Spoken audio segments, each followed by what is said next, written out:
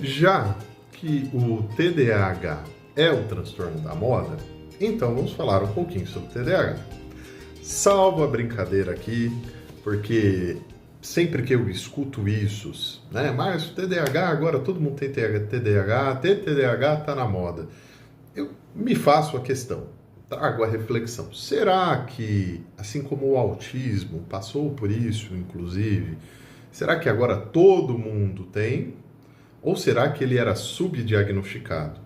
Ou será que são as duas coisas? Ele era subdiagnosticado e agora ele está sendo superdiagnosticado porque ele está mais em evidência e aí agora eu acabo apontando para todo mundo e percebendo que todo mundo pode ter, porque eu tenho ouvido falar muito sobre isso.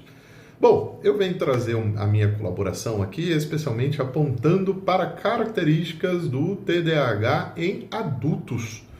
Vamos lembrar, né? Transtorno de déficit de atenção e hiperatividade. Essa hiperatividade ali vai ter tons de impulsividade. Vamos pensar nas principais diferenças. Tem muito material sobre criança. Sobre criança a gente sabe que a criança não segue algumas instruções, tem dificuldade de se manter quieta, sentada, muitas vezes está correndo, pulando, subindo nas coisas. Mas e o adulto? O adulto não se manifesta dessa forma. Né? O que é trazido na literatura e o que a gente observa na nossa prática clínica? Primeiramente, quando a gente pensa em desatenção, diferentemente da criança, que muitas vezes tem dificuldade de seguir instruções, de seguir uma ordem, né, de atividades que precisam ser feitas, o adulto, da mesma forma, acaba sofrendo por ter dificuldade de organização, e essa dificuldade de organização não é meramente comportamental. Eu estou aqui, por exemplo, com a minha garrafa de água, coloco a garrafa de água aqui e depois acabo indo pro beleléu a minha memória de onde eu coloquei a minha garrafa de água, e aí a coisa começa a se tornar um caos. Aqui na minha mesa eu tenho o meu fone, tenho a minha chave do carro, vou colocando aqui as coisas e depois acabo sendo apagado da memória, parece que foi apagado da memória aonde eu coloquei as coisas. Assim acontece não só com os objetos, mas também com os compromissos. Então, eu tenho compromissos, eu marquei, combinei alguma coisa com uma pessoa ou com outra, tenho os compromissos ali do dia, mas acaba que isso, a memória não vem quando eu precisava que ela viesse para me lembrar desses compromissos, e eu tenho prejuízo por causa disso. Então, quando a gente pensa no déficit de atenção, especialmente, quando a gente tem TDAH, a gente fala, nós temos o TDAH predominantemente desatento, nós temos o TDAH predominantemente hiperativo, /impulsivo, e nós temos o TDAH que ele é a mistura dos dois ali, né? Diria eu, quem sabe, talvez o maior prejudicado, né? Porque você sofrer nas duas pontas ali deve ser bastante complicado, não subjetivando, claro, o sofrimento individual. Mas, né, a gente já começa a observar que nós temos diversas possibilidades de combinação aqui.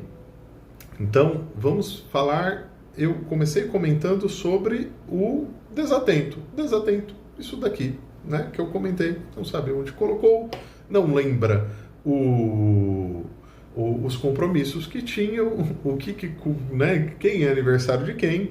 Você percebe que acaba tendo prejuízos em algumas esferas da vida. O hiperativo é interessante porque da criança, como eu disse, ela sobe, pula, né?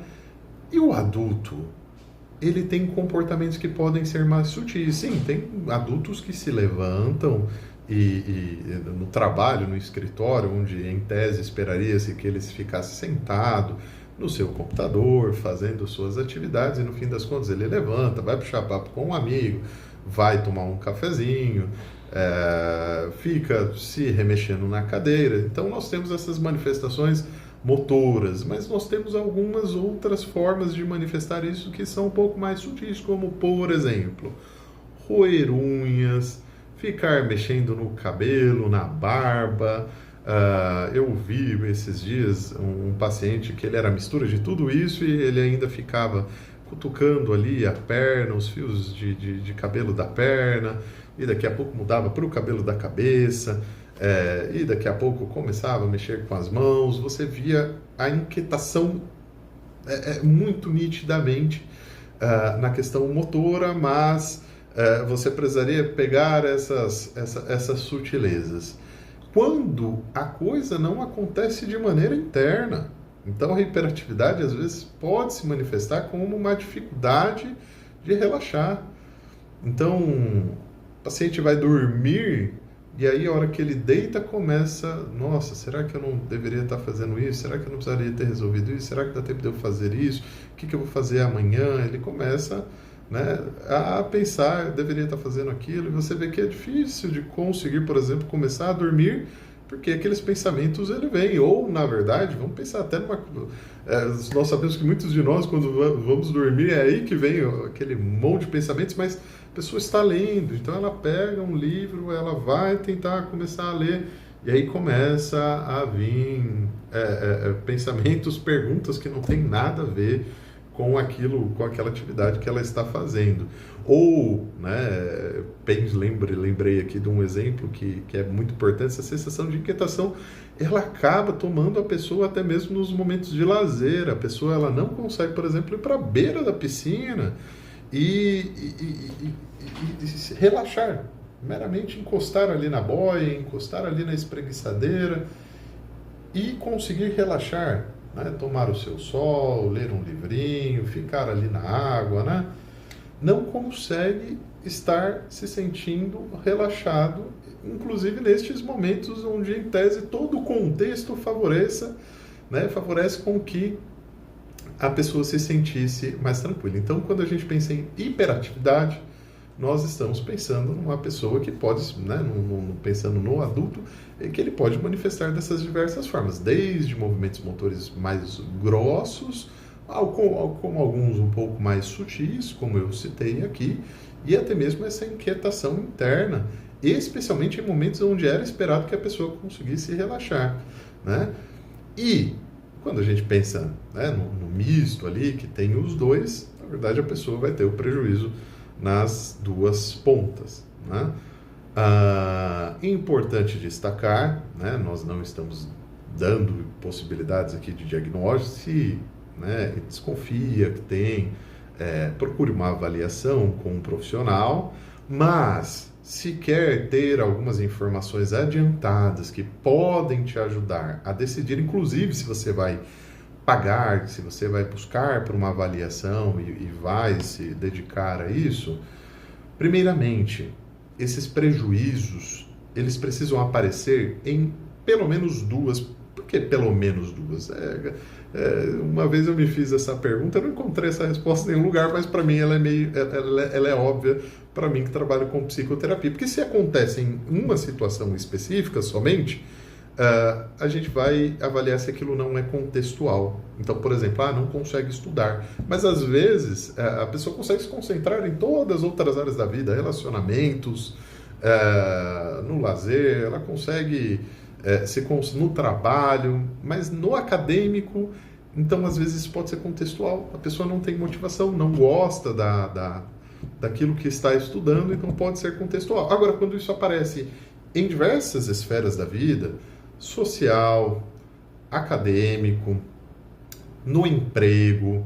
Então, quando aparece nessas outras áreas prejuízos decorrentes, por exemplo, de esquecimento ou dessa agitação, aí é onde a gente começa a prestar mais atenção. Como, por exemplo, né, estava falando do adulto ali, ele começa a ter prejuízo porque ele é mais impulsivo, gasta, toma decisões ruins e quando viu já foi, fala coisas indelicadas e essa impulsividade ela aparece não somente na fala, mas na hora de comprar, e aí a gente vê que essa impulsividade não se manifesta somente dessa forma, mas se manifesta de outras formas. No emprego não tem papas na língua, no relacionamento acaba sendo prejudicado porque é impulsivo na hora de fazer compras ou na hora de dirigir.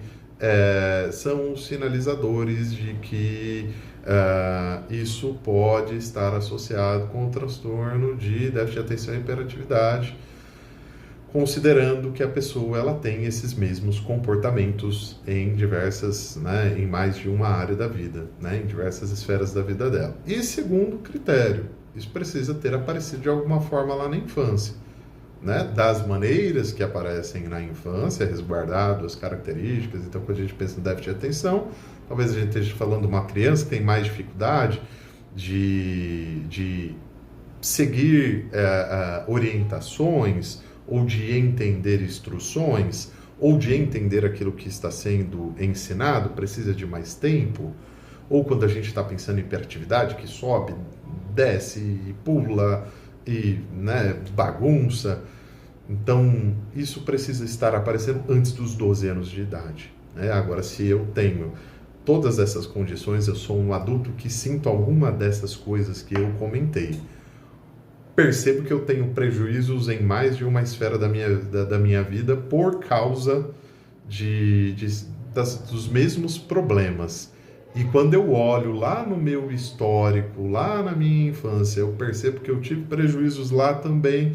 Era uma criança mais tida como uma criança problema, seja por prejuízos em desempenho ou por causar algumas confusões, ou talvez seja o momento agora adequado de eu procurar uma avaliação para poder dar direção para um melhor tratamento, muitas vezes psicoterapêutico, medicamentoso, aquilo que melhor couber para que eu possa ter uma boa saúde mental, o bem-estar preservado, diante de tantos prejuízos que eu posso estar tendo, né? Como eu posso me regular diante dessa situação. Tá bom? Fica aí as informações, a dica, espero que vocês tenham gostado, e qualquer dúvida ficamos à disposição. Combinado? Obrigadão!